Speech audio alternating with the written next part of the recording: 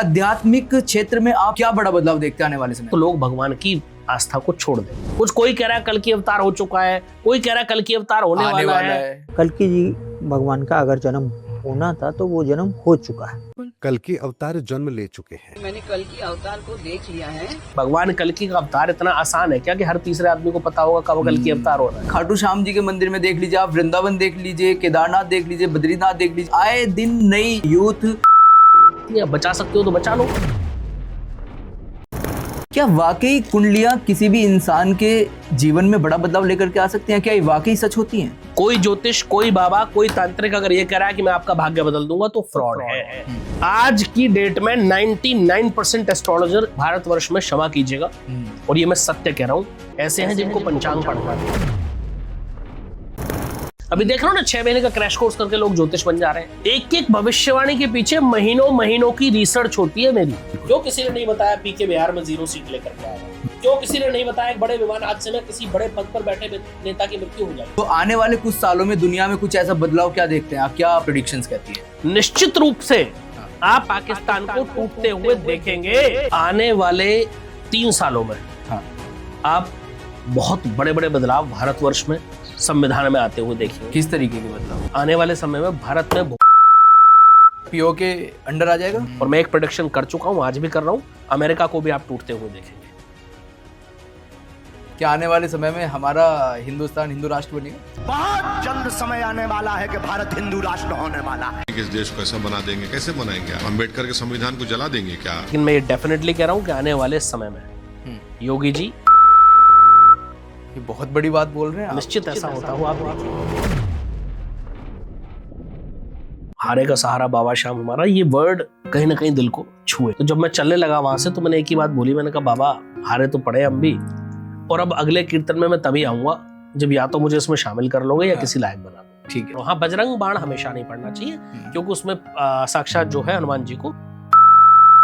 हमारे देश में धर्म और मजहब की बहुत चरम पर लड़ाई चल रही है, ये कब तक चलेगी? बहुत बहुत स्वागत है सर। जय श्री राम सभी दर्शकों को मेरा, और आपको बहुत शुभकामनाएं, बहुत आशीर्वाद। कैसे हैं आप? मैं अच्छा हूँ, उम्मीद करता हूँ आप बहुत अच्छे होंगे। ऊपर वाले की कृपा है और आपका आशीर्वाद है, प्रभु का, सब वही करते हैं। अच्छा, शुरू वहीं से करना चाहूंगा मैं। बिल्कुल। क्या वाकई कुंडलियां किसी भी इंसान के जीवन में बड़ा बदलाव लेकर के आ सकती हैं? क्या ये वाकई सच होती हैं?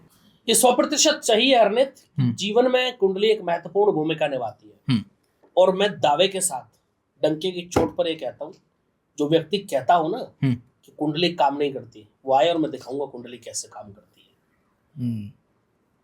आप उठाइए, मैं उन ज्योतिषियों में से नहीं हूँ कि जो यूट्यूब पर जाकर के 10 भविष्यवाणियां सुनी और उनको अपनी बता करके बता दिया। बहुत चल रहा है। ज्योतिष हूँ जो अपनी ही भविष्यवाणी करता हूँ और अपनी ही कैलकुलेशन करता हूँ और अपनी गणनाओं के अलावा किसी और की गणनाओं पर भरोसा नहीं करता, तभी मेरी भविष्यवाणी डिफरेंट होती है। क्यों किसी ने नहीं बताया पीके बिहार में 0 सीट लेकर के आएगा? क्यों मैं अकेला व्यक्ति था, बताइए? क्यों किसी ने नहीं बताया बड़े विमान हादसे में किसी बड़े पद पर बैठे नेता की मृत्यु हो जाएगी? हालांकि तो कद है वो, लेकिन केवल मैं था, किसी ने नहीं बताया। प्लेन क्रैश सब कह रहे थे, ये किसी ने नहीं बताया। क्यों किसी ने नहीं बताया अभी तक कि बहुत सारी ऐसी चीजें और बहुत सारी गणनाएं मैंने करी हैं। इनफैक्ट धनखड़ जी का इस्तीफा जी, मैंने कहा था कि सडन कोई बहुत बड़ा पॉलिटिकल लीडर इस्तीफा देगा कुछ ही समय में, और वो हुआ, और मैंने कहा था सडन होगा, सडन हुआ। हाँ। ऐसी कितनी अनगिनत भविष्यवाणियां, सैकड़ों भविष्यवाणियों की चर्चा मैं कर सकता हूँ कि जहां मैंने जो कहा एग्जैक्ट वही हुआ। अच्छा, उसके पीछे कोई जादू नहीं है, कोई भ्रम नहीं है, कोई आडंबर नहीं है। मैं अगर कहूं कि मेरे कान में कोई फूंक मार जाता है, कुछ नहीं होता ऐसा। मैं कहूं किसी ने आशीर्वाद दे दिया, मेरी वाणी सत्य होती है, कुछ नहीं होता। मैं कहूं मैंने यहाँ उंगली मारी है, भविष्य दिखेगा, ये सब मूर्ख बनाने वाली चीजें हैं। ज्योतिष सिर्फ और सिर्फ गणनाओं का विषय है। ठीक है। अगर आपको गणनाएं करनी आती हैं तो आप एक अच्छे ज्योतिष हैं। अगर आपको गणनाएं करनी नहीं आती तो माफ कीजिए, आपका ज्योतिष से कोई संबंध नहीं है, चाहे वो कोई भी ज्योतिष हो। दूसरा, मैं हमेशा इस बात को बोलता रहा हूं, बोलता रहा था और बोलता रहूंगा, ज्योतिष वो जो आपको आपकी परंपराओं से जोड़े, ज्योतिष वो जो आपको आपकी आस्था से जोड़े, ज्योतिष वो जो आपको भगवान से जोड़े। वो ज्योतिष नहीं है जो कह रहे हैं माँ लक्ष्मी की आरती मत करो, वो चंचला होती है। बिल्कुल। अरे पढ़ो शास्त्रों को भाई, कौन से शास्त्र में लिखा है किसकी आरती करें, उनकी करें क्या? वो ज्योतिष नहीं है जो कहते हैं मैंने यहां पे हाथ मारा भविष्यवाणी होगी। ऐसा कुछ नहीं होता, ये सब फ्रॉड है, ये सब फेक है, ये सब आडंबर है। और ज्योतिष आज की साइंस नहीं है। ज्योतिष को वेदों का नेत्र कहा गया है, वेदों का प्रमुख अंग है, वेदांग है ज्योतिष। लेकिन प्रॉब्लम कहां है? उतना पढ़ा हो ना लोगों ने। बिल्कुल, जब पढ़ेंगे तो समझ में आएगा। शास्त्र कभी पढ़े नहीं, कभी देखे नहीं, कभी पुराणों को पढ़ा नहीं, कभी गुरुओं का संग किया नहीं, तो पता कहां से चलेगा? 4 पुस्तकें पढ़ ली, इंटरनेट से 10 चीजें देखी और बैठ गए भविष्यवाणी करना शुरू। वहीं से क्योंकि एक चीज और निकल के आती है ना कि साल जैसे ही साल शुरू होता है, साल शुरू होने से पहले ही पूरे साल की 48 भविष्यवाणियां 50 भविष्यवाणियां, आप बोल रहे हैं कि बहुत बड़ी गणना होती है इसके पीछे। एक एक भविष्यवाणी के पीछे महीनों महीनों की रिसर्च होती है मेरी, महीनों की। तो फिर वो लोग कैसे, मतलब पूरे साल की एक साल शुरू होने से पहले ही कर देते पूरे साल? नहीं, मैं भी कर देता हूँ वो। मैं अभी आप 2027 की बात करेंगे, जुलाई के बाद मेरे से मेरी गणनाएं चल रही हैं, मैं लगभग बताना शुरू कर दूंगा। लेकिन ऐसा नहीं कि पूरे जुलाई की मैं आपको गिन करके दे दूंगा कि ये 50 भविष्यवाणियां 100 भविष्यवाणियां, ऐसा कुछ नहीं है। प्रमुख चीजों की गणनाएं हम करते हैं, बाकी तो समय का अभाव होता ही है, ठीक है, इसमें कोई डाउट नहीं है। लेकिन आप प्रमुख चीजों की गणनाएं करते हैं। जैसे देखो, बड़ा प्रमुख बेसिक चीज है, ज्योतिष किससे चलता है? ज्योतिष पंचांग से चलता है। ठीक है। हाँ। पंचांग हमें पता होता है कि आने वाले साल में जो पंचांग जैसे ही अवेलेबल हो जाता है वैसे ही हमारी गणनाएं शुरू हो जाती है। हाँ। लेकिन अब प्रॉब्लम कहां आ गई है आज की डेट में? आज की डेट में कुछ ज्योतिष उन्हीं पंचांग में से जो भविष्यवाणियां लिखी है उनको बताना शुरू करती है और फिर वो खुद को ज्योतिष कहते हैं। अरे भाई, खुद की गणित करना सीखो। आज की डेट में 99% एस्ट्रोलॉजर भारतवर्ष में, क्षमा कीजिएगा और ये मैं सत्य कह रहा हूं, ऐसे हैं जिनको पंचांग पढ़ना नहीं आता। जबकि बिना पंचांग के ज्योतिष का आधार ही नहीं है भाई। पंचांग के 5 प्रमुख अंग होते हैं, तिथि, वार, नक्षत्र, योग और करण। ये पता ही नहीं होगा लोगों को, ठीक है। और उसके बिना कोई भी गणना ज्योतिष की नहीं की जा सकती। ज्योतिष कोई आसान विज्ञान नहीं है। ज्योतिष को इतना लाइटली मत लो भाई। ज्योतिष वो विज्ञान है जिसके थ्रू हमने, नासा ने तो आज बता दी करोड़ों अरबों खर्च करके सूर्य की दूरी कितनी है। हमारे तो हनुमान चालीसा में लिखा है, बाबा वाल्मीकि जी, तुलसीदास जी लिख गए थे, जुग सहस्त्र जो जन पर भानु, लीलो ताहि मधुर फल जानू। नासा आज बता रहा है, दुनिया आज बता रही है कि चंद्रमा में जो है उसकी सतह चिकनी नहीं है, उसमें छिद्र है, सतह उसकी खुरदरी है। अब हमारे शास्त्रों को उठा के देखो, 1400-1500 साल पहले, बल्कि उससे भी पहले ये सब बता दिया गया था। कैसे? इसके पीछे गणनाएं थी। प्रॉब्लम कहां है कि आज लोग गणनाएं करना नहीं चाहते। ठीक है, केवल ये करने से, ड्रामे करने से, आडंबर करने से ज्योतिष न था, न है, न होगा। अच्छा, इतनी बड़ी बड़ी भविष्यवाणियां आपके मुख से भी हमें सुनने के लिए मिलती हैं, जो कि 100% एकदम सटीक निकलती है अपने समय पर। प्रभु कृपा है, मां सरस्वती का आशीर्वाद। कितना समय एक भविष्यवाणी में लग जाता है? महीनों की रिसर्च होती है भाई। कोई सटीक ऐसा नहीं कि किसी भविष्यवाणी का मैं फिक्स कह सकूं कि मुझे 2 दिन लगे, 4 दिन लगे। महीनों की रिसर्च होती है। समय लगता है किसी भी चीज को कैलकुलेट करने में। हमें देखना होता है जो संवत्सर आ रहा है उसके स्वामी कौन है, ठीक है, जो उसके नक्षत्र कौन होगा, उनके जो स्वामी हैं, जो साल शुरू हो रहा है उसके राजा कौन होंगे, उसके मंत्री कौन होंगे, बाकी के जो पद हैं वो किसके पास हैं, किस तरह की उस जो है वर्ष में गोचर होने वाले हैं ग्रहों के। बहुत सारी चीजें, ये तो बहुत बेसिक चीजें मैंने बताई। बहुत सारी चीजें हमें देखनी होती हैं, तब जाकर के हम एक निष्कर्ष पर पहुंचते हैं। अच्छा, अब इसमें भी कई लोग कहते हैं जी जब आपको पता था कोई बड़े पद पर बैठा नेता मारा जाएगा तो नाम क्यों नहीं बता दिया? भाई, नाम थोड़ी पता होगा हमें। हमारी गणनाएं ऐसा इशारा कर रही है कि ऐसी अनहोनी हो सकती है। हमने बता दिया ऐसी अनहोनी हो सकती है। बचा सकते हो तो बचा लो। मैं तो आज भी कह रहा हूं कि भारतवर्ष में कोई बड़ा भूकंप इस साल में आना बाकी है। बचा सकते हो तो बचा लो। ये मेरा कार्य नहीं है ना, दुनिया में कोई नहीं बचा सकता। मैं तो आज भी कह रहा हूं कि कोई उस भूकंप का केंद्र कोई बड़ा समुद्र या कोई जलस्थान ना हो। मुझे डर है कि कोई सुनामी जैसी प्रलय इस भारतवर्ष में या दुनिया में इस साल देखने को ना मिले। 100% मिलेगी, ऐसा मुझे दिख रहा है। हाँ, ये मुझे नहीं पता इसकी कोई समय सीमा। समय देखिए, प्रलय कब आती है? जब भूकंप ज्यादा आते हैं, जब ज्यादा मानसून का सत्र होता है, वही सब समय होते हैं। मैंने एग्जैक्ट डेट की कैलकुलेशन मुझे अभी याद नहीं करी है मैंने, ठीक है, लेकिन हाँ लगभग ऐसा होने वाला है और ये निश्चित है। ऐसा 100% इस वर्ष में आप होते हुए देखेंगे। मैंने तो ये भी कहा कि इस अगले 3 सालों के अंदर अंदर भारतवर्ष की कानून व्यवस्था में बहुत बड़े बड़े बदलाव आप देखेंगे। अब मुझे नहीं पता कि भारत सरकार कब वो पॉलिसी लेके आएगी, क्या होगा। अच्छा, क्यों कह रहा हूं मैं? उसके पीछे कारण होते हैं। ठीक है, इस वर्ष के जो 2083 संवत्सर शुरू हो रहा है 19 मार्च से, उसके राजा गुरु है। ठीक है, जब राजा गुरु होते हैं तो अन्याय बर्दाश्त नहीं करते, तो न्याय व्यवस्था में सुधार आता है। मंत्री मंगल है, अब मंत्री मंगल है तो डेफिनेट सी बात है कि हमारी जो मैन्युफैक्चरिंग है वो बढ़ेगी, हमारी आर्मी की जो ताकत है वो बढ़ेगी, क्योंकि मंगल उन सब चीजों के कारक है। तो हर चीज के पीछे लॉजिक है। हवा में बातें मैं नहीं करता हूं, ठीक है, वो मैंने कभी नहीं करी भाई जीवन में। तो ये सब चीजों के पीछे लॉजिक होते हैं, और लॉजिक के साथ आप चले। अगर कोई अच्छा ज्योतिष का ज्ञाता है जो वास्तव में ज्योतिष के गणित को जानता है, ठीक है, पहले गणित फिर फलित। ज्योतिष दो प्रकार की होती है, गणित और फलित। जिसने पहले गणित सीखा है वो ज्योतिष को जानता है, जिसने डायरेक्ट फलित सीखी है उस ज्योतिष का ज्ञाता नहीं है। ये बहुत स्पष्ट है। ओके, वो बात अलग है, आज के ज्योतिषियों को गणित आता नहीं, फलित आता है सीधा, वो सीखते ही फलित है। अभी देख रहे हो ना, 6 महीने का क्रैश कोर्स करके लोग ज्योतिष बन जा रहे हैं, क्योंकि वो सीधा प्रेडिक्शन सीखते हैं। अरे भाई, जब आपको कैलकुलेशन ही नहीं आती, आप क्या प्रेडिक्शन कर लोगे जीवन में? कुछ नहीं कर पाओगे। बंद करो बेवकूफ बनाना लोगों को। क्यों आडंबर फैला रहे हो? क्यों ड्रामा कर रहे हो? लोग कह रहे हैं जी ये नहीं करना चाहिए, वो नहीं करना चाहिए। अरे शास्त्रों को पढ़ो, कभी पढ़ो तो सही, कभी गुरुजनों का संग करो ना, आपको सीखने को मिलेगा कि हकीकत ज्योतिष की है क्या। ज्योतिष एक वो विद्या है, एकमात्र विद्या दुनिया की जो आपका भविष्य बता सकती है, और वो विद्या है जो आपको बहुत बड़े अनहोनी से आपको बचा सकती है। फॉर एग्जाम्पल, आप मेरे पास आते हैं, ठीक है, और मैं आपको कहता हूं कि अगले 6 महीने में मुझे ऐसा लग रहा है भाई कि कहीं कोई एक्सीडेंट का योग है, आप संभल के रहना, ड्राइविंग वगैरह मत करना। ठीक है। अब आपने नहीं करी तो बच गए ना आप। बस अगर मैं कहूं कि ज्योतिष जादू है, नहीं है।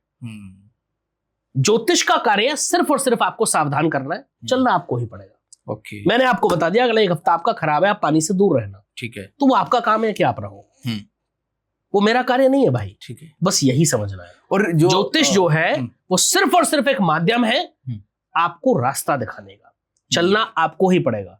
कोई ज्योतिष, कोई बाबा, कोई तांत्रिक अगर ये कह रहा है कि मैं आपका भाग्य बदल दूंगा तो फ्रॉड है। और जो अब आज के टाइम में इतने सारे एप्स आ गए हैं फोन के जरिए और बाकी सब चीजों के जरिए, हम ज्योतिषों के पास जाने से लोग, एक तो समय की भी अपनी एक मर्यादा है, एक सीमा है, लोगों के पास नहीं है समय, भागदौड़ भरी जिंदगी है सभी की। तो क्या जो एप्स के जरिए अपनी कुंडली बनवा लेते हैं, कुंडली दिखवा लेते हैं, अपने भविष्य में कुछ ऐसा दुर्घटना ना घटे वो भी देख लेते हैं। अरनित, मैं एक बात कहूंगा भाई, सॉफ्टवेयर में उतना दिखता है जितना उसमें फीड किया जाता है, और वो सॉफ्टवेयर किसने बनाया? इंसान ने। तो हमारे दिमाग की बराबरी कभी नहीं कर सकता, पहली चीज।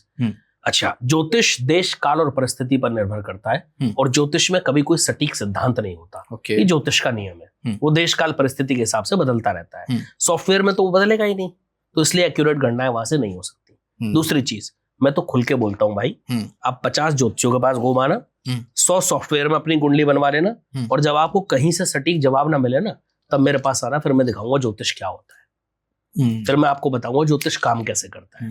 फिर मैं दिखाऊंगा आपको कि असली ज्योतिष है क्या और ज्योतिष की ताकत क्या है। तो क्या ये जो ग्रह नक्षत्र होते हैं ये भी इंसान के जीवन में कुछ यही तो बदलाव लाते हैं भाई। ग्रह नक्षत्र का ही सारा खेल है। कैसे काम करते हैं? ग्रह कैसे काम करते हैं, बहुत बढ़िया। हाँ। समुद्र में ज्वार भाटा आता है जिसको हाई टाइड्स लो टाइड्स बोलते हैं। हाँ। क्यों आता है?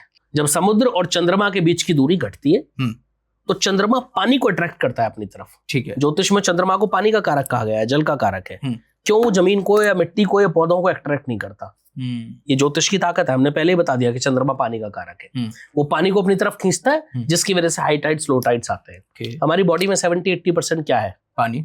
हमारे माइंड में 70-80% क्या है? लिक्विड्स। तो आपको लगता है जो चंद्रमा इतने बड़े समुद्र को हिला सकता है वो हमारे दिमाग को नहीं हिलाएगा, हमारी बॉडी पे इंपैक्ट नहीं डालेगा।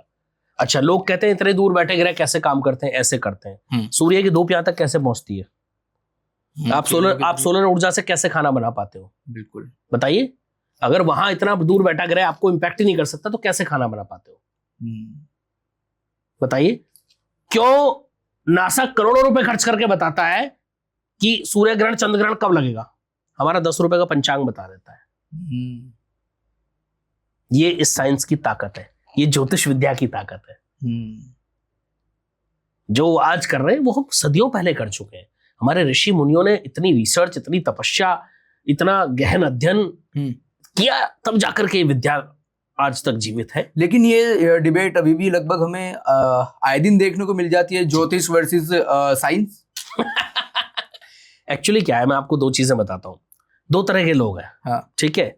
एक तो वो एक ऐसे लोग हैं जो प्योर साइंस को मानते हैं। मैं साइंस को बिल्कुल नहीं नकारता। ठीक है। साइंस की अपनी जगह है जो होनी चाहिए। बिना साइंस के भाई तरक्की नहीं। मेडिकल साइंस अपना काम करती है, बाकी की साइंस अपना काम करती है, वो सबका कार्य है। लेकिन ज्योतिष को ये कहना कि ज्योतिष एक साइंस नहीं है, तो आप मुझे बताइए ना कि हम कैसे बता देते हैं कि इस दिन सूर्य ग्रहण नक्षत्र या जो है चंद्र ग्रहण पड़ेगा? आप बताइए मुझे क्यों आप इतनी बड़ी रिसर्च करके बैठे हो? हम तो बता रहे थे बिना रिसर्च के। अगर साइंस नहीं है तो हम कैसे बता रहे थे कि इतनी बड़ी बड़ी घटनाएं होने वाली है? दुनिया में कोई आज तक नासा भी बता पाया हो? दुनिया में आज तक कोई ऐसी साइंस है जो बता दे भूकंप कब आएगा? बताइए। क्यों ज्योतिष बता रहे हैं? वहीं पर आने वाला था मैं। तो बस यही अंतर है। प्रॉब्लम कहां है? ज्योतिष को समझने वाले नहीं है। हाँ। ज्योतिष को लोगों ने एक आडंबर बना दिया है, ज्योतिष को दिखावा बना दिया है, जबकि ज्योतिष आडंबर या दिखावा है ही नहीं। ज्योतिष एक प्योरली साइंस है, कोई जादू नहीं है, कोई मिरेकल नहीं है। It's a complete science and we need to understand it कि वो साइंस है और साइंटिफिक तरीके से चलती है। साइंस में हमेशा गणनाएं होती है, कैलकुलेशंस होती है, बिना कैलकुलेशन के कोई आधार नहीं है। तो फिर आपकी अब आने वाली कुछ ऐसी, जैसा कि आपने बोला साइंस को भी आपने सीधा सीधा चेतावनी दी और ज्योतिष को आपने जैसा कि आपने पूरा सिद्ध किया, तो आने वाले कुछ सालों में दुनिया में कुछ ऐसा बदलाव क्या देखते हैं आप? क्या आपकी मतलब कुछ प्रेडिक्शंस कहती है? आने वाले 3 सालों में आप बहुत बड़े बड़े बदलाव भारतवर्ष में संविधान में आते हुए देखेंगे। किस तरीके के बदलाव? कानून व्यवस्था में काफी सुधार आने वाला है। कई नई नई पॉलिसीज बनेंगी। इस वर्ष इकोनॉमी थोड़ी डाउन रहेगी, ये मैं बता रहा हूँ। इस वर्ष इकोनॉमी, तो ये मैं अब से नहीं बोल रहा है, मैं पिछले 8 महीने से बोल रहा हूँ कि 2026 में भारतवर्ष की इकोनॉमी थोड़ी सी डाउन रह सकती है। बहुत ज्यादा घबराने की कोई जरूरत नहीं है। जितने ज्योतिष बैठ के कह रहे हैं ना कि बैंक से पैसा निकाल लो, बैंक फ्रीज होने वाले हैं, ऐसा कुछ नहीं करना है भाई। सब जाके बैंक की लाइनों में लग जाओगे तो देश की अर्थव्यवस्था चरमरा जाएगी। और बंद करो ये अफवाहें फैलाना। अगर आपके पास आधार नहीं है तो मत करो इस तरह की फिजूल की बातें, मत करो इस तरह की बेकार की बातें। कोई किसी को पैसा निकालने की जरूरत नहीं। हाँ, बैंकिंग सिस्टम में थोड़ा गड़बड़ मुझे दिखती है, वो सबको दिख रही है जो अच्छे ज्योतिष है। तो मैंने कहा कि थोड़ा बहुत कैश अपने पास रखो, बाकी कोई बिल्कुल प्रॉब्लम नहीं है। कोई बैंक फ्रीज नहीं होने वाले, कोई सरकार आपका पैसा नहीं मारने वाली, ऐसा बिल्कुल कुछ नहीं होने वाला। कहा जा रहा है कि सोने और चांदी के रेट आसमान छूने वाले। ये डेफिनेट है। इसके पीछे भी आधार है भाई। हाँ, इसके वही आने वाला था मैं। क्या आधार है? जब गुरु आते हैं तो गुरु को क्या पसंद है, राजा को क्या पसंद है? सोना चांदी ये सब पसंद होता है। और गुरु तो सोने के कारक है, तो सोना बढ़ना है, ये डेफिनेट है। चांदी बढ़नी है, डेफिनेट है। और एक नई चीज बता दूं, तांबा अगले 1 से 1.5 साल में नई ऊंचाइयों को छुएगा जो कभी ना छुई हो। ऑल टाइम हाई रिकॉर्ड बनाएगा तांबा। ये मैं आज बता के जा रहा हूं आपके पॉडकास्ट में। कितने समय में? अभी 1 से 1.5 साल के अंदर बता तो रहा हूं मैं, निश्चित रूप से। और सोने को आप बहुत जल्दी अगले 2-3 सालों के अंदर 5 लाख पार जाते हुए देखेंगे। चांदी 5 लाख पार बहुत जल्दी जाएगी, ये लिख लो। ये होना निश्चित है। दुनिया की कोई ताकत इसको टाल नहीं सकती। अच्छा, ये इन सब चीजों के ऊपर तो हर कोई, मतलब जिनको भी एस्ट्रोलॉजर को हम देख रहे हैं वो सभी भविष्यवाणी कर रहे हैं। जी। मैं चाहता हूं कि कुछ हमारे देश में, जैसा कि आप देख रहे हैं, आध्यात्मिकता बहुत ज्यादा चरम पर है आज के दौर में, कलयुग चल रहा है। तो आध्यात्मिक क्षेत्र में आप क्या बड़ा बदलाव देखते हैं आने वाले समय में? देखिए, कलयुग में ये कहा गया है, जब शास्त्रों को हम पढ़ते हैं, जितना भी हमने गुरुजनों का संग किया, बहुत बड़ा ज्ञाता मैं शास्त्रों का नहीं हूं, लेकिन ऐसा शास्त्रों में वर्णन मिलता है कि कलयुग जैसे जैसे आगे बढ़ेगा वैसे वैसे भक्ति कम होगी, वैसे वैसे अध्यात्म कम होगा। अच्छा, अभी कुछ लोग बोल रहे हैं सतयुग आने वाला है, कुछ लोग बोल रहे हैं कलयुग जाने वाला है। अरे भाई, कलयुग की उम्र शास्त्रों में 4,32,000 साल बताई गई, और अभी 5-5.5 साल हुए, 1000 साल हुए हैं। अभी बहुत समय बाकी है, अभी ऐसा कुछ नहीं होने वाला। ये सब बेकार की बातें हैं। इनका कोई शास्त्रवत आधार अगर है तो मुझे बताइए। वो कोई नहीं बताता, क्योंकि है ही नहीं भाई। कुछ कोई कह रहा है कल की अवतार हो चुका है, कोई कह रहा है कल की अवतार होने वाला है, कोई कह रहा है अभी 10 दिन में होने वाला है, कोई कह रहा है 2 महीने में। अरे भाई, पहली बात तो भगवान कल्कि का अवतार इतना आसान है क्या कि हर तीसरे आदमी को पता होगा कब कल्कि अवतार हो रहा है? पहले चीज तो मुझे ये बताइए, भगवान ने जब जब अवतार लिया, क्या वो ऐसे लिया कि पहले दुनिया में हल्ला हो गया कि उनका अवतार होने वाला? अगर ऐसा होता तो कंस उनको छोड़ता? बताइए आप मुझे। जब भगवान ने अवतार लिया था और उनको दूसरी जगह शिफ्ट किया गया तो क्या ऐसा होता? कंस को पता चल जाता तो वो छोड़ता? वो अवतार होने देता? कभी नहीं होने देता। तो भाई, यही तो समझना है कि आडंबरों से बचना है, दिखावे से बचना है, हकीकत में जीना सीखो। मैं हमेशा बोलता हूँ, ज्योतिष को एज अ साइंस लो। ज्योतिष आपको एक गाइड का, एक मैप का काम करती है, जो हमेशा करती रही है। और अगर कोई अच्छा ज्योतिष है तो वो आपको रास्ता दिखा सकता है, ये डेफिनेट है। मैं अकेला नहीं, दुनिया में और बहुत विद्वान है। मैं नहीं कहता कि मैं अकेला विद्वान हूं, मैं तो ज्योतिष का बहुत छोटा सा विद्यार्थी हूं, था और रहूंगा, यही मेरी पहचान है। ये मैं हर पॉडकास्ट में बोलता हूं। आपने बोला कि आने वाले समय में कलयुग में ही जो हमारी आध्यात्मिकता है वो बहुत कम होने वाली है। ये तो शास्त्रों में लिखा है भाई। लेकिन हम अभी देख रहे हैं खाटू श्याम जी के मंदिर में, देख लीजिए आप, वृंदावन देख लीजिए, केदारनाथ देख लीजिए, बद्रीनाथ देख लीजिए, हमारे देश के जितने भी बड़े तीर्थ धाम हैं, तीर्थ स्थल हैं, वहां देख लीजिए आए दिन नया युवा, नई यूथ, उस दरबार की नई भक्ति आए दिन देखने को मिलती है। 100%। लेकिन अभी कलयुग अपने चरम पर है कहाँ? मैंने क्या कहा, जब कलयुग अपने चरम पर होगा तो लोग भगवान की आस्था को छोड़ देंगे, भगवान की भक्ति को छोड़। अभी कलयुग का प्रथम चरण है भाई, और प्रथम चरण में भी बहुत अर्ली स्टेज में है हम, तो अभी तो चलेगा है, अभी कोई प्रॉब्लम नहीं। 4,32,000 साल की आयु है भाई, समझो। अभी 5,000 साल 5,500 साल हुए लगभग, तो कहाँ 4,32,000? अभी तो आपने कितने % कवर किया है? ये कलयुग के अंत की बात है जो शास्त्रों में लिखी है। तो अभी तो कलयुग शुरू ही हुआ है भाई, अभी चलने दो, धीरे धीरे ये सब होने वाला है। और ये होगा शायद, देखो हमारे आपके रहते हुए नहीं होगा। कलयुग की आयु इतनी है, पता नहीं कितने जन्म हो जाए उस समय तक, किसका कितने जन्म हो जाए कुछ नहीं पता। लेकिन मैं कहता हूं कि जब भी मानव जन्म मिला है तो इसको भैया स्वीकारो। और ये मानव जन्म बड़ा सर्वश्रेष्ठ है, बड़ी मुश्किल से मिलता है। 1,84 भोग के प्यारे जन्म मिला अनमोल, बड़ा अनमोल जन्म है। और एकमात्र दुनिया में क्रिएशन है ईश्वर की, कि जिसको भगवान ने सारी इंद्रियां दी हैं, जिसको सोचने के लिए तर्क शक्ति, बौद्धिक शक्ति दी है। बाकी कोई ऐसी क्रिएशन ईश्वर की नहीं है इस दुनिया में। क्रिएशन तो बहुत है, लेकिन ऐसी कोई क्रिएशन नहीं है। तो इंसान को अगर ये जन्म मिला है तो उसको सफल बनाना उसका कार्य है, और उसको सफल बनाने का एकमात्र तरीका है प्रभु की भक्ति। दूसरा कोई तरीका न था, न है, न होगा। कलयुग केवल नाम आधारा, सुमर सुमर नर उतर ही पारा। ये बाबा वाल्मीकि जी कह गए थे रामचरितमानस में। कलयुग में प्रभु का नाम ही आधार है, और कोई आधार नहीं है। सतयुग में लोग तपस्या करते थे, त्रेता युग में, द्वापर में, ठीक है, बड़े बड़े लंबे समय तक। कलयुग में उतना पॉसिबल नहीं है। तो कलयुग में केवल प्रभु का नाम ही आधार है। मैं क्यों कहता हूं, मैंने कितनी बार ये कहा है, अभी पिछले पॉडकास्ट में मेरी चर्चा हुई थी। मैं क्यों कहता हूं कि भगवान का नाम हमेशा आपकी जीवा पर होना चाहिए। आपका ये जन्म तो छोड़ो, परलोक भी तर जाएगा। मैं क्यों कहता हूं कि हनुमान जी के मंदिर जाते हो तो बोला करो ना हनुमान जी राम राम, नहीं बोलने को राजी है लोग। वहां जाएंगे जय हनुमान, जय बजरंगबली, जय हनुमान ज्ञान गुण सागर। अरे भाई, जिसमें कि जबकि हनुमान जी राम का नाम सुनने से खुश होते हैं। हाँ, हनुमान चालीसा में पहली चौपाई में कह दिया गया है। एग्जैक्टली, पहली चौपाई में कह दिया गया है। तो यही तो समझना है, जाओ हनुमान जी के मंदिर और बोलो ना हनुमान जी राम राम। मैं तो हमेशा बोलता हूं, मेरा जीवन निकल गया। नहीं बोलते लोग। अरे आप अपने बुजुर्गों से मिलते हो, बड़ों से मिलते हो, तो आप कैसे शुरुआत करते हो? राम राम, राम राम करते हो, नमस्कार करते हो, नमस्ते करते हो, चरण स्पर्श करते हो। यही होती है, यही हमारे परंपराएं हैं, यही हमारी कल्चर है, यही हमारी ट्रेडिशन है। तो उस कल्चर को वहां क्यों भूल जाते हो जहां से मिला है, जहां से हम निकले। हनुमान जी कौन है? वही तो आधार है, स्वयं शिव है, और वहीं से सारी सृष्टि की शुरुआत है। तो वो भी तो हमारे बड़े हैं। तो वहां अपना शिष्टाचार क्यों भूल जाते हो आप? शुरू करो। मैं गारंटी से कह रहा हूं, जिसने हनुमान जी के मंदिर जाके राम राम करना शुरू कर दिया ना, अपने भाग्य को पलटता हुआ देख लेना कुछ ही महीनों में। प्रेमानंद जी को किस रूप में देखते हैं? संत है, बड़े अच्छे संत हैं, बड़ी अच्छी बातें वो दुनिया को बता रहे हैं, बड़ा अच्छा संदेश दुनिया को दे रहे हैं। और मैं नमन करता हूं उनको, और उनके इस तपस्या को, और राधा रानी की असीम कृपा उन पर है, जो बहुत कम लोगों को प्राप्त होती है। मैं तो कहता हूं कि भाई ये हमारा सौभाग्य है कि हम उनके दर्शन कर पाते हैं।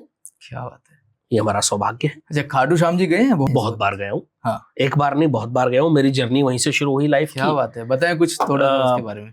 बहुत लंबी स्टोरी है। हाँ, थोड़ा सा बता दें। बट हाँ, इतना है कि मैं आज जो हूँ, शॉर्ट में यही है कि मैं जो हूँ आज बाबा की कृपा से हूँ। उससे पहले शायद मुझे कुछ हजार लोग जानते थे, आज मुझे कई करोड़ों लोग जानते हैं। पहली बार कब गए थे? पहली बार मैं खाटू श्याम जी गया था 2018 में। ओके। और उसके बाद से तो फिर काउंटिंग नहीं है भाई। ठीक है। और वो बड़ी एक स्टोरी है।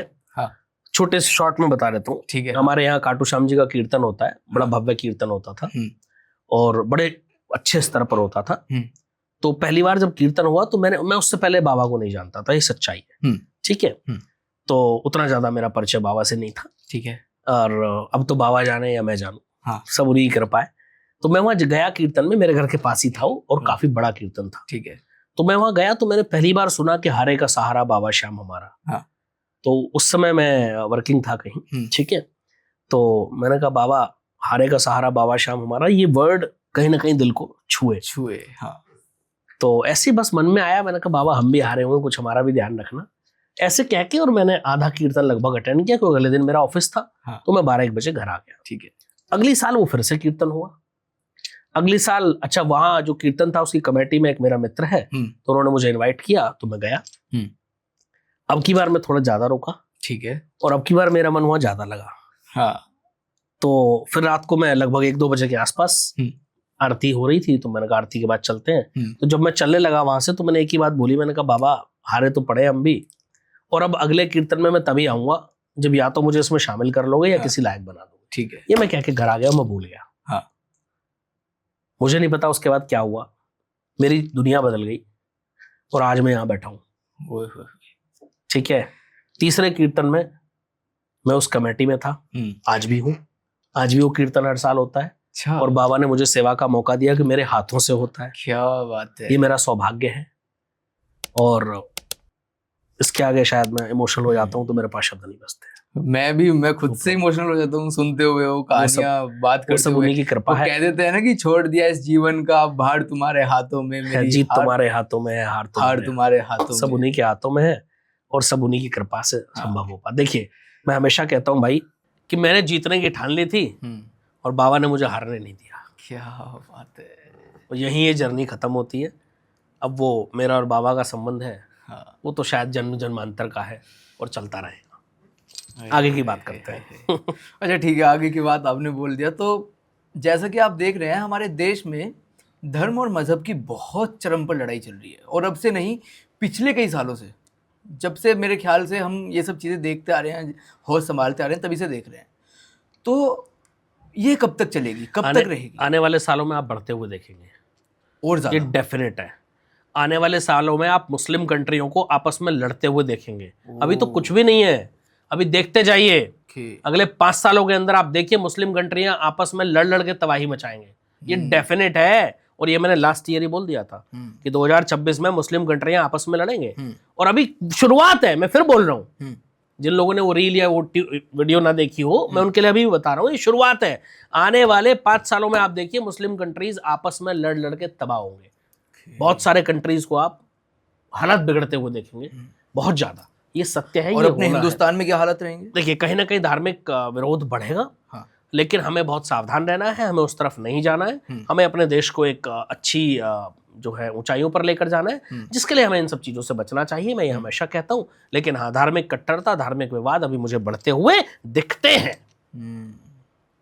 अच्छा, तो इसी बीच में बहुत सारे एस्ट्रोलॉजर्स ने अभी बीच में ये भी कहा कि आने वाले कुछ समय में हमारे हिंदुस्तान का कुछ हिस्सा पाकिस्तान बनता हुआ दिखाई देगा। क्षमा कीजिए अगर कोई ज्योतिष्य कह रहा है तो मैं चैलेंज कर रहा हूँ कि वो आए और मुझे वो रिसर्च दिखाए किस बेस पर उसने कहा है। सॉरी, गलत बोला उन्होंने, मैं उसको सही कर देता हूँ अगर उन्होंने सही से गणना ना करी हो। आने वाले समय में भारत में भूमि विस्तार दिखता है। ओके, ये मैं आपको बता रहा हूँ। ठीक है। और भूमि विस्तार का मतलब भारत की भूमि बढ़ेगी। तो क्या पीओ के अंडर आ जाएगा? बिल्कुल, रेखा के बिल्कुल पीओके भारत का हिस्सा बन सकता है निश्चित रूप से। आप 2026-27 में पाकिस्तान को टूटते हुए देखेंगे। निश्चित रूप से आप 2026-27 में आसिम मुनीर को बैठ करके साइन करते देखेंगे कि पाकिस्तान के टुकड़े हो रहे हैं। ये डेफिनेट है, ये होने वाला है भाई। अब वो भारत की मर्जी है कि भारत उसको अपने हिस्से में लेना चाहे या ना लेना चाहे, और उसमें अहम भूमिका जो होगी वो भारत की होगी। ये भी मैं आज आपको बता रहा हूं। अब वो हमारी मर्जी है। कई बार हम अपनी मर्जी से भी नहीं चाहते ना कि कोई खाली जमीन हम उस पर कब्जा करें। कई बार हम नहीं चाहते, क्योंकि हमें देश की परिस्थिति भी देखनी है। अगर वो बिगड़ रही तो वो हमारी सरकार का, हमारे जो बड़े बड़े जो है देश के आंतरिक मामलों के विशेषज्ञ बैठे हुए हैं, वो उनका मैटर है। लेकिन ये निश्चित है कि ऐसा होगा, और अगर भारत चाहे तो पीओके ले सकता है। अपने मर्जी से ही ना ले तो बात अलग है। और ये होता हुआ आपको इन्हीं 2026-27 में दिखेगा। और मैं एक प्रेडिक्शन कर चुका हूं, आज भी कर रहा हूं, अमेरिका को भी आप टूटते हुए देखेंगे। अमेरिका के कुछ स्टेट उससे अलग हो जाएंगे, ये निश्चित होगा। बहुत बड़ी भविष्यवाणी है ये। प्रभु ही जाने, जैसा मेरी तो चलते चलते एक बात और बता दीजिए फिर, क्या आने वाले समय में हमारा हिंदुस्तान हिंदू राष्ट्र बनेगा? निश्चित रूप से बनेगा। और ये भी मैं आपको बता रहा हूं, योगी जी उस समय भारत के प्रधानमंत्री होंगे। ओके, ये डेफिनेट है। योगी आदित्यनाथ जी उस समय भारत के प्रधानमंत्री होंगे, और उनकी प्रधानमंत्री रहते हुए भारत हिंदू राष्ट्र घोषित होगा। कितना समय इसमें लगेगा? थोड़ा समय है, इंतजार कीजिए। और कहते हैं ना सब्र का फल थोड़ा मीठा। 2 साल 5 साल 10 साल। मैं एक बात बहुत कई पॉडकास्ट में क्या मुझे लग रहा है सैकड़ों बार कह चुका हूँ कि माननीय मोदी जी जो है, मैंने 2013-14 में बोल दिया था जो 3 बार भारत के प्रधानमंत्री बनेंगे लेकिन तीसरा कार्यकाल पूरा नहीं करेंगे। मुझे नहीं पता उसके पीछे क्या कारण रहेगा, लेकिन मैं ये डेफिनेटली कह रहा हूँ कि आने वाले समय में योगी जी भारत के प्रधानमंत्री बनेंगे। और मैं आज आपको बड़ी भविष्यवाणी करके जा रहा हूँ आपके चैनल पे। तीसरा अभी इलेक्शन यूपी में होना है, उसके मुख्यमंत्री योगी आदित्यनाथ नहीं बनेंगे, लेकिन जीत भारतीय जनता पार्टी की होगी। लेकिन ये भी बता के जा रहा हूं मुख्यमंत्री योगी, लेकिन मुख्यमंत्री योगी आदित्यनाथ जी नहीं होंगे, शायद वो उस समय तक सेंटर में आ जाएंगे। ये बहुत बड़ी बात बोल रहे हैं आप। निश्चित ऐसा होता हुआ आप देखेंगे। और अभी उत्तर प्रदेश में बाकी पार्टियों का कोई ज्यादा अस्तित्व मुझे नहीं दिखता है अभी के समय में, अभी के परिप्रेक्ष्य में अगर मैं बात करूं। ठीक है, तो अब थोड़ा सा आ जाते हैं दूसरी तरफ जी। हमारे आम फैमिलीज का जो बहुत सामान्य परिवार होते हैं, उनका ये कहना है कि उनके बच्चे आजकल उनकी नहीं सुन रहे हैं, अपनी मनमानी कर रहे हैं। तो उनके लिए क्या रेमेडीज आप बताएंगे कि बच्चे सुन लें घर वालों की और थोड़ा सा उनके काबू में आ जाए? देखिए, उसका सबसे बड़ा कारण है कि हमारे संस्कार हम बोलते जा रहे हैं। मैं कब से चिल्ला चिल्ला के कह रहा हूँ कि अपने बच्चे को स्कूल भेजते हो तो रोज सुबह हनुमान चालीसा पढ़ के भेजो, उसके संस्कार कुछ तो जिंदा रखो। अपने बच्चे को सुबह टीका लगा के स्कूल भेजो भाई, लोग नहीं भेज रहे हैं, ठीक है, ये करना शुरू करो। बच्चा कैसे सीखेगा परंपराओं को? दूसरी एक और चीज है, जिस घर में अपने बुजुर्गों का सम्मान नहीं होता, फिर आप उम्मीद करते हैं कि हमारा बच्चा हमारी रिस्पेक्ट करे, क्या ऐसा संभव है? वो सीखेगा क्या? वो वही सीखेगा। तो पहले खुद फॉलो करना शुरू करो, तब आपके बच्चे सीखेंगे। तीसरी एक और चीज, अगर सब कुछ आप फॉलो कर रहे हैं, सारा कुछ अच्छा चल रहा है, फिर भी आपको लगता है कि आपका बच्चा आपकी नहीं सुन रहा है, आपका बच्चा पढ़ाई में मन नहीं लगा रहा है, फालतू चीजों में ज्यादा मन लगा रहा है, उसके लिए एक बहुत बड़ा उपाय मैं बता के जा रहा हूँ। किसी भी बुधवार को एक कार्य करना है। क्या करना है? अपने बच्चे को किसी गौशाला में ले जाइएगा और वहां उसके वजन के बराबर चारा तुलवा लीजिएगा। कहीं से भी, अगर गौशाला में मिल जाए तो ठीक है, नहीं तो कहीं बाहर भी आप तुलवा सकते हैं, चारा बहुत जगह मिलता है, ठीक है। और किसी भी गाय को आप खिला दो, स्पेशली अगर वो गाय रोड पर घूमने वाली है उनको खिलाओ तो ज्यादा अच्छा। गौशाला वालियों को तो मिलता ही मिलता है भाई, तो रोड पे जो गाय स्ट्रे काउस जो घूमती हैं उनको आप खिला दो। और ऐसा ज्यादा नहीं, 7 बुधवार कर देना। आप परिवर्तन अपने बच्चे के अंदर आते हुए देखेंगे, ये निश्चित है। करना शुरू करो। देखिए, हम पहले तुलादान होता था, पहले कितने सारी ऐसी परंपराएं थी जो हम फॉलो करते थे। अच्छा, पहले हर घर में समय समय पर पूजा पाठ, हवन, कथाएं सब होती थी। अभी सब बंद होता जा रहा है। अभी आप कह रहे थे धार्मिक चीजें बढ़ रही हैं, बिल्कुल। कितने समय से आपके घर में हवन नहीं हुआ? मेरे घर हर साल होता है और साल में 2 बार होता है। साल में 2 बार होता है। पहले हर महीने भी लोगों के घर में होता था। और मैं अब ये बात कहता हूँ हमेशा कि भाई ज्यादा भी नहीं कर सकते तो कम से कम 3 महीने में एक बार, 6 महीने में एक बार घर में एक हवन पंडित जी को बुला के अवश्य कराओ। उससे क्या होता है, जब वो हवन होता है ना, तो मंत्रों की ध्वनि से, ठीक है, शंख की ध्वनि से, घंटे की ध्वनि से, और जो हवन की जो आहुति देते हैं उसकी जो धुआं होता है, ठीक है, उससे जो नेगेटिव एनर्जी है वो खत्म हो जाती है। एक तरीके से घर का शुद्धिकरण, एक तरीके से घर का शुद्धिकरण हो जाता है। और उस घर में बीमारियां कम आती हैं, उस घर में वास्तु दोष कम होते हैं, उस घर में रहने वाले लोगों का मनमुटाव कम होता है, उस घर में रहने वाले लोगों की ग्रोथ अच्छी होती है, उस घर में रहने वाले बच्चों का पढ़ाई में मन लगता है, उस घर में रहने वाले लोगों के बीच में आपसी प्रेम बना रहता है, झगड़े नहीं होते, कलह नहीं होते, कलेश नहीं होते। ये बहुत प्रबल उपाय है। हम भूलते जा रहे हैं अपनी संस्कृति को, बस यही दिक्कत है। यही समझना है हमें। जिस दिन हम अपनी संस्कृति पर वापस लौट जाएंगे उस दिन हमें पछाड़ने वाला कोई नहीं होगा। जब दुनिया को नहीं पता था ना कि जीरो क्या होती है, उस समय आर्यभट्ट ने जीरो दिया था, ध्यान रखिएगा। जब दुनिया को पता नहीं था तो ना प्लेन उड़ते कैसे हैं, तब रावण अपने, याद है ना, पुष्पक विमान में, ठीक है। जब दुनिया के पास कोई टेक्नोलॉजीज नहीं थी ना, तब सनातन धर्म में टेक्नोलॉजीज थी। सनातन था, है और रहेगा, और सनातन ही आधार है, बाकी सब निराधार है। हर हर महादेव। अच्छा गुरुजी, एक चीज और बताएं फिर आप। अधिकतर ये चीज देखने के लिए मिलती है और ये सवाल भी सामने आता है कि घर में कमाने वाले 2 बंदे हैं, 3 बंदे हैं, लेकिन उनकी कमाई का पता नहीं चल रहा वो जा कहाँ रही है। तो क्या चीज होती है इसके पीछे की? पहली चीज तो हमारी आदतें, हाँ, जो हमें बदलनी चाहिए। ठीक है, ठीक है। हम कई लोगों को मैं देखता हूं कि बिना मतलब के खर्चे, जिसका कोई लॉजिक नहीं है, जिसका कोई आधार नहीं है, तो वो तो करना ही करना है भाई। और कई बार कई लोगों के साथ क्या होता है कि वो ज्यादा खर्चे भी नहीं करते, लेकिन कहीं ना कहीं पैसे नहीं रुकते।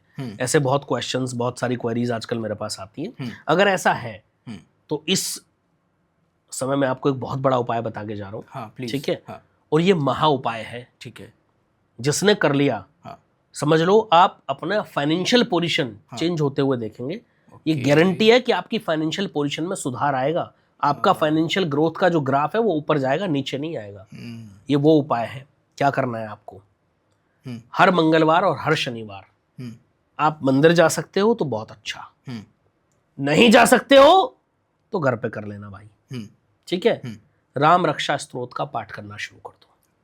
बहुत बड़ी चीज है, ध्यान रखना, लगातार कर नहीं पाओगे, बहुत कम लोग कर पाते हैं, बीच में विधान कुछ ना कुछ गैप आ जाता है। राम रक्षा स्तोत्र। ठीक है। ठीक है। जिसने करा उसकी रक्षा स्वयं प्रभु श्री राम करते हैं, फिर आपको छोड़ देनी है मंगलवार और दूसरी एक और चीज, हर बृहस्पतिवार, ठीक है, भगवान विष्णु को खीर का भोग लगाओ। ये मैंने एक पॉडकास्ट में और कहा था। ओके। खीर चावल की नहीं चढ़ानी, मखाने की, क्योंकि भगवान विष्णु को चावल का भोग नहीं लगता है। ठीक है, ये समझना है। तो मखाने की खीर बनाओ, भगवान विष्णु को उसका भोग लगाओ और ओम नमो भगवते वासुदेवाय इस मंत्र का जाप 108 बार एवरी थर्सडे करो। जहां भगवान विष्णु प्रसन्न हो गए वहां लक्ष्मी ना आए ऐसा तो हो ही नहीं सकता भाई। माँ लक्ष्मी को बुलाना है तो पहले श्री हरि को प्रसन्न करो ना। लोग भूल जा रहे हैं श्री हरि को। ठीक है, केवल लक्ष्मी के पीछे केवल लक्ष्मी चाहिए तो ऐसा नहीं हो सकता भाई। प्रभु को बुलाना पड़ेगा। और वो सृष्टि के रचयिता पालनहार है। बिल्कुल, सृष्टि के रचयिता भी वही है। मैं तो हमेशा कहता हूँ जब सृष्टि की रचना करनी है तो वही ब्रह्मा है, जब सृष्टि का पालन करना है तो वही विष्णु है, और जब सृष्टि का संहार करना है तो वही शिव है। तीनों अलग नहीं है, तीनों एक ही हैं, बस उनके रूप अलग हैं। ठीक है। अब लोग, मेरे पास बहुत लोग आते हैं, गुरुजी मैं तो हनुमान जी की पूजा करता हूँ। अब आप जो है, अब लोग खाटू श्याम जी जाने लगे हैं, कल को लोग वृंदावन जाने लगे, फिर अयोध्या जी जाने लगे, कहीं और मैं कहता हूँ भाई सब एक ही है, कोई अलग नहीं है। ये आपकी समझ का फेर है। आप जिस भी रूप में उस प्रभु को स्वीकार कर लेंगे वो उस रूप में आपके साथ हो लेंगे। बस आपके अंदर इतना, आपका जो समर्पण है वो सच्चा होना चाहिए। जिस दिन आपने प्रभु को खुद को समर्पित कर दिया, भगवान आपके साथ हो लेंगे। और ऐसे हजारों लाखों एग्जाम्पल्स हैं जहां साक्षात लोगों ने प्रभु का, देखिए प्रभु आपके सामने नहीं आएंगे, बिल्कुल, कोई आपको दर्शन नहीं देंगे किसी ना किसी, लेकिन वो किसी ना किसी रूप में बिल्कुल आपको कब क्या दे जाएंगे, आपकी कब कहाँ काम आ जाएंगे, आप समझ भी नहीं पाएंगे। बिल्कुल। बस भगवान एक ही चीज कहते हैं, प्रभु हमेशा शास्त्रों में लिखा है कि समर्पण सच्चा होना चाहिए। हमारे पास समर्पण ही नहीं है। लोग सुबह सुबह पूजा भी करते हैं, 2 मिनट घर के मंदिर में जोत जलाते हैं, उधर मोबाइल बज रहा होता है, कान पे लगा होता है, हेलो हेलो हेलो, उधर चल रहा है। अरे भाई बंद करो ये आडंबर, किसको बेवकूफ बना रहे हो? इंसानों को बना रहे हो वहां तक ठीक है, भगवान को तो मत बनाओ, वो नहीं बना सकते आप, संभव नहीं है। वो सृष्टि के रचयिता है। ठीक है, आप उनके साथ धोखा नहीं कर सकते, दुनिया के साथ कर सकते हो, वो कण में व्यापक है। तो बस ये आडंबर करने छोड़ दो, सच्ची निष्ठा, सच्ची लगन और सच्ची श्रद्धा से जिस दिन भगवान के साथ सच्चा समर्पण आपका बन गया, उस दिन आप भगवान के होंगे और भगवान आपके होंगे। छोड़ दीजिए, कोई भी परेशानी हो, सारी परेशानी आपकी घुटने टेक देंगी आपके सामने, ये निश्चित है। ऐसा एक चीज मुझे बताइए, जहां एक एग्जाम्पल मुझे दे दीजिए जहां प्रभु लोगों ने समर्पण किया हो और उसको फल ना मिला हो। अगर भक्ति में शक्ति ना होती तो सावित्री के पति के प्राण वापस नहीं आते। सही बात है। अगर भक्ति में शक्ति ना होती तो भगवान नरसिंह अवतार नहीं लेते भक्त प्रहलाद को बचाने के लिए। ये समझना है बस। तो भक्ति में अथाह शक्ति है। बिल्कुल, वो महसूस भी होती है, बस वो भक्ति करने वाला होना चाहिए, होती है महसूस। तो गुरुजी एक चीज और बताएं, अधिकतर सामान्य परिवारों की मम्मियों का ये सवाल रहता है कि उनके बच्चे नहीं पढ़ते हैं, उनके बारे में क्या कहेंगे आप? उनके लिए कुछ बताएं। देखो, मैंने कई बार कहा है कि अपने घर का नॉर्थ ईस्ट हमेशा लाइट वेट रखो। हाँ। अगर आपके घर के नॉर्थ ईस्ट में, ठीक है, कोई भी रेड कलर का इस्तेमाल हुआ है गलती से भी, तो आप वहां रहने वाले लोगों का कंसंट्रेशन नहीं बन पाएगा, चाहे वो बच्चे हो चाहे वो बड़े हों उस घर के। अगर आपके घर में नॉर्थ ईस्ट में कोई हैवी सामान, मिक्सर ग्राइंडर, जूसर, या फिर कोई वॉशिंग मशीन, कोई इलेक्ट्रॉनिक सामान, जिम का सामान, खराब इलेक्ट्रॉनिक सामान कुछ भी पड़ा है, तो वहां दिक्कतें आएंगी। उसको वहां से तुरंत हटाना है। घर के नॉर्थ ईस्ट को जितना हो सके लाइट वेट और क्लीन रखना है, नीट एंड क्लीन। घर के नॉर्थ ईस्ट में यदि घर का कोई खराब सामान, कूड़ा कचरा पड़ा है तो समझ लो कि आपका बच्चा कभी नहीं पढ़ेगा। दूसरा, जब भी आपका बच्चा पढ़ाई करे तो ईस्ट या नॉर्थ फेस करके पढ़ाई करे, उसका कंसंट्रेशन लेवल बढ़ेगा। तीसरा एक महा उपाय बता रहा हूँ, जिन बच्चों का कंसंट्रेशन नहीं बन पाता, बहुत कोशिश भी करते हैं, बिल्कुल, आप अपने बच्चे के बैग में एक मोरपंख रख दो। ओके, छोटा सा, चुपचाप रख दो, ठीक है, कोई दिक्कत नहीं, आराम से कर सकते हो, बहुत छोटा उपाय है। दूसरा, जब भी आपका बच्चा पढ़ाई करने बैठे तो 2 लाइनें मैं हमेशा बोलता हूँ, ये बच्चे को आदत डालो। बुद्धि ही न तनु जान के सुमरो पवन कुमार, बल बुद्धि विद्या देहु मोहि हरहु कलेश विकार। ये बच्चे को आदत डालो, ये बोल करके अगर बच्चा बैठेगा तो फिर बल बुद्धि विद्या सब छोड़ दो, हनुमान जी अपने आप कृपा कर देंगे। और जहाँ पर कृपा हनुमान जी की हो जाती है ना, उसका तो बाल बांका कोई नहीं कर सकता। छोड़िए फिर सब संशय, छोड़िए सब परेशानियां, सब कुछ छोड़ दीजिए, सब हनुमान जी अपने आप से। लेकिन वहीं बहुत से बच्चों का ये भी वो रहता है कि भाई हम तो बहुत पढ़ते हैं, हमारा बच्चा पढ़ाई बहुत करता है, लेकिन उसका जो फल है, जो रिजल्ट है, वो दिखता ही नहीं है। उसके लिए किसी ज्योतिष को कुंडली दिखाओ भाई फिर। हाँ। हो सकता है कुंडली में कोई भाव या कोई ग्रह ऐसा खराब हो सकता है एजुकेशन हाउस में कुंडली के भाव में कुछ खराबी हो सकता है वहां के ग्रह नक्षत्र कुछ ऐसी पीड़ा दे रहे हो, तो उसके लिए किसी अच्छे ज्योतिष को कुंडली दिखा लो। बहुत सारे उपाय हैं, बहुत सारे ऐसे हजारों लाखों केसेस हैं जिनको ज्योतिष के माध्यम से सुधारा गया है। कई सारे ऐसे केसेस हमारे पास भी आते हैं, तो उसके लिए किसी अच्छे ज्योतिष को कुंडली दिखाओ, निश्चित रूप से आपका जीवन बदला जा सकता है। अच्छा, घर के शीशे से भी कुछ जिस शीशे में हम खड़े होकर के अपना चेहरा देखते हैं, हम खुद को संवारने की कोशिश करते हैं, उससे भी कुछ प्रभाव पड़ता है क्या घर में? धूल चेहरे पर थी और जिंदगी भर आईना साफ करते रहे, यही तो समझ रहा है ना। तो शीशे में की महत्वता नहीं है, अपने अंदर की जो सफाई है उसको कर लो, ठीक है। शीशा कहीं भी लगाओ, कैसे भी लगाओ, उससे ज्यादा कोई फर्क पड़ता नहीं है। वास्तु में कई सारी चीजें हैं जिनको हम डिस्कस करते हैं, हाँ। लेकिन वो वास्तु का विषय है, वो बहुत लंबा टॉपिक हो जाएगा, ठीक है। लेकिन सबसे इंपॉर्टेंट है खुद को संभालना, खुद का चेहरा साफ रखो, खुद का ऑरा क्लीन रखो, खुद की नीयत साफ रखो। देखो हमारे बड़े बुजुर्ग कहते थे कि नीयत के साथ बरकत होती है, बिल्कुल, ये सबने सुना होगा, जो दर्शक देख रहे हैं उन्होंने भी सुना होगा। अगर आपकी नीयत अच्छी है तो ग्रोथ आपको बरकत का मतलब ग्रोथ होता है, बिल्कुल, ग्रोथ आपको खुद दिखेगी, और ये डेफिनेट है। जिस दिन आपने अपनी नीयत अच्छी कर ली। अब आजकल लोगों को क्या हो रहा है, ठीक है, आजकल लोगों की नीयत तो खराब होती जा रही है, 2-2 रुपए पे लोग लड़ाई झगड़े कर रहे हैं। अच्छा, हर इंसान के मन में एक ही चीज है, लूट लो, खसोट लो, अरे भाई ये सब बंद कर दो। प्रभु आपको कभी कोई कमी नहीं छोड़ेंगे अगर आप सही नियत और सही गति के साथ आगे बढ़ेंगे।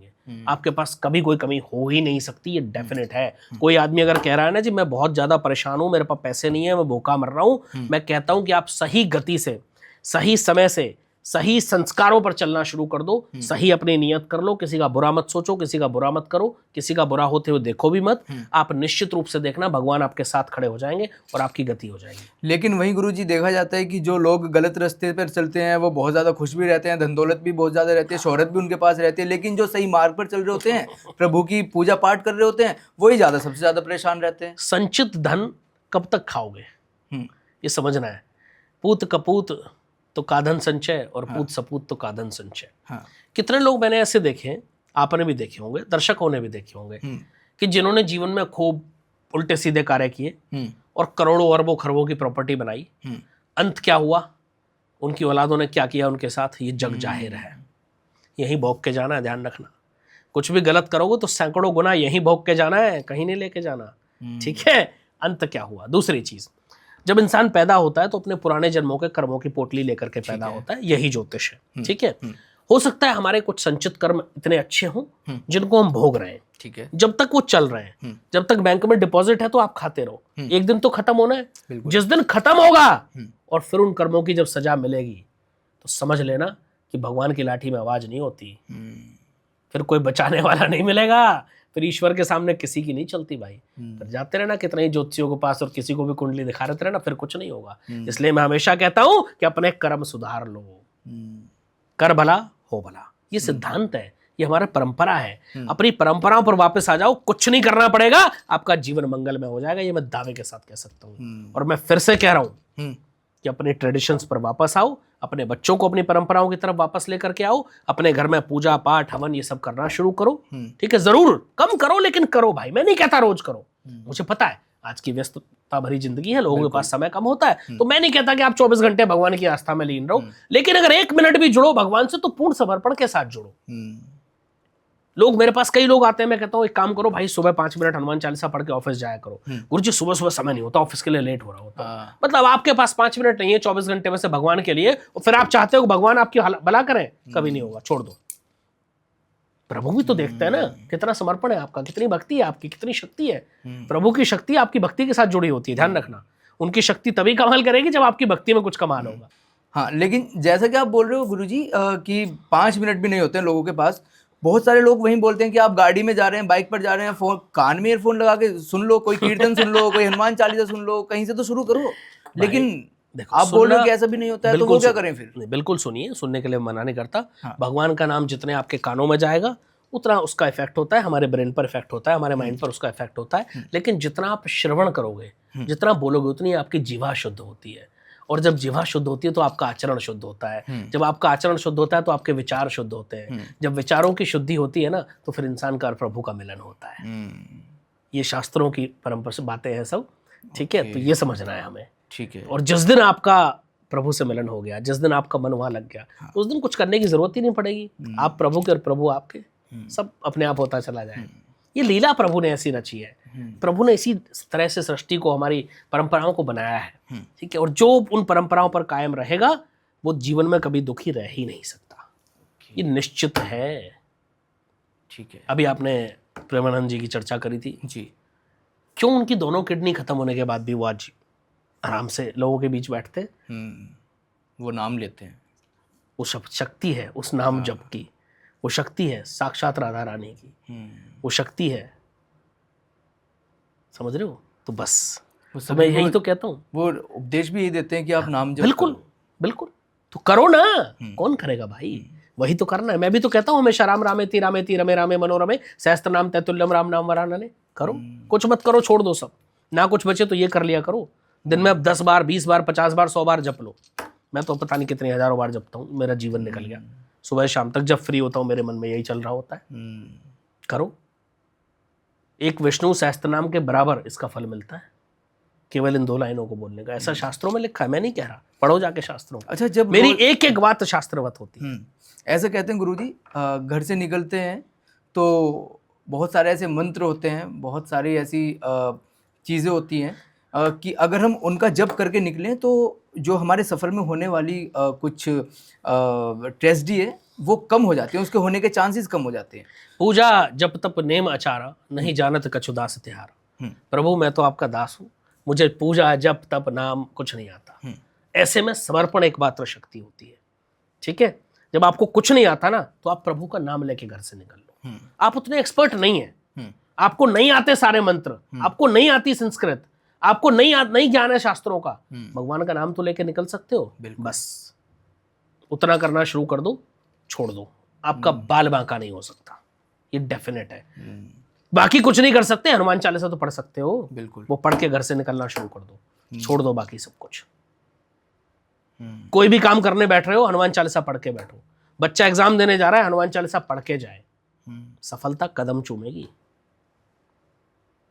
अच्छा, ऐसे कहते हैं कि हनुमान चालीसा तो पढ़ लीजिए रोजाना में, लेकिन वहीं आ जाता है हनुमान अष्टक, वो रोजाना नहीं पढ़ना चाहिए। किसने कहा? क्यों नहीं पढ़ना चाहिए भाई? कहाँ लिखा है? किसी शास्त्र में ऐसा कोई वर्णन मिलता है? कभी नहीं मिलता। बिल्कुल पढ़ो, हनुमान अष्टक आप रोज पढ़ सकते हो, हनुमान जी की आरती रोज करो, हनुमान चालीसा रोज पढ़ो, सब कुछ रोज पढ़ो। हाँ, बजरंग बाण हमेशा नहीं पढ़ना चाहिए, क्योंकि उसमें साक्षात जो है हनुमान जी को प्रभु श्री राम की शपथ दी जाती है, उठ उठ चल तो है राम दुहाई। समझ रहे हो, ऐसी कई लाइनें आती हैं उसमें बजरंग बाण में। तो इसलिए उसको हम कहते हैं कि किसी विशेष मनोकामना की पूर्ति के लिए ही बजरंग बाण पढ़ना चाहिए। जब वो मनोकामना पूर्ण हो जाए तो बंद कर देना चाहिए। बाकी सब आप रोज पढ़ो, कभी कोई प्रॉब्लम नहीं होगी। ओके, अच्छा, दिन की शुरुआत होने के लिए तो आपने बता दिया कि आप दिन की शुरुआत यहाँ से करें, इस चीज़ से करें, लेकिन जब हम अपने दिन का समापन करें तो वो किस चीज़ से वो करें? प्रभु का धन्यवाद करने से करना शुरू कर दो। कैसे? जब आप शाम को अपने घर पहुंचते हो, तो मैं कब से कह रहा हूँ, या रात को सोने जा रहे हो, हाँ। सोने से पहले आप अपने घर के मंदिर के सामने, जब मंदिर के पट बंद करते हैं, जनरली घरों में सोने के समय मंदिर के दरवाजे भी बंद किए जाते हैं, उस समय खड़े हो जाओ प्रभु के सामने, बोलो प्रभु आज मैंने ये कार्य किया, ये आपकी कृपा से संभव हुआ, ये नहीं हुआ बाकी आप देख लेना, अब सब आपके हवाले है। मैं निश्चित रूप से कह रहा हूं, अगले दिन के जो कार्य बचे हुए हैं उनका रास्ता प्रभु अपने आप खोल देंगे और वो कार्य आपके सिद्ध होते चले जाएंगे। क्या बात है, सब छोड़ दो, कुछ करने की आवश्यकता नहीं पड़ेगी। हाँ, क्या बात है, आनंद आ गया। रोजाना आप नई नई कुंडलियां देखते हैं, नई नई कुंडलियां बनाते हैं आप जी।